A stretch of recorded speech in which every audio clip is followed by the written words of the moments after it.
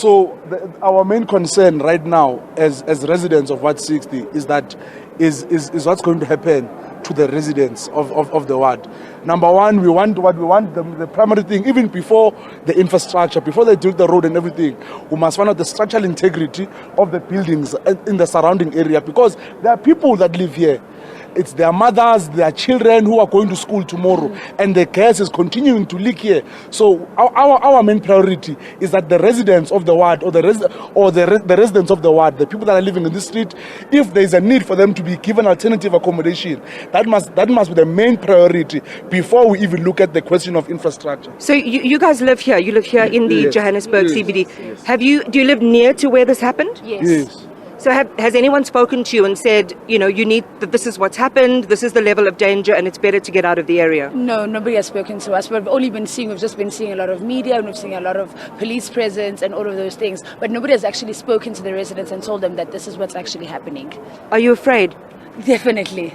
Because they've been moving us away from the streets and telling us that this thing might leak, it might bomb. They're telling us that if it bombs, it might be a 2 square meters, something like that. So now, if that's happening, why are we still in our buildings? Why are we not being evacuated from our buildings? Because if it does explode, then we are going to die. And the infrastructure can be fixed, but lives cannot be fixed. Because when a person is gone, they're gone forever. But infrastructure can be fixed. Do you think that all of the people we saw, we had the Premier, we have the MEC, the MMC, we have the city manager, do you believe that they are in control of the situation? Look, we have seen the Premier in Boksburg when there was an explosion last year, December.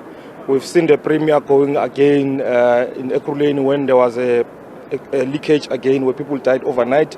We're seeing the Premier again today, and we've followed his track record, and we've seen that all he does is come when there's media, speak about the situation and make sure that everyone is comfortable. But they don't give us experts who are people who deal with the leakages, people who deal with infrastructure, people who can tell us exactly what is the problem. They come here and speak a lot of jargons, they speak a lot of political language, but they do not bring us to confidence that what exactly happened here. If we sleep overnight and there's a gas leakage, we might not wake up tomorrow.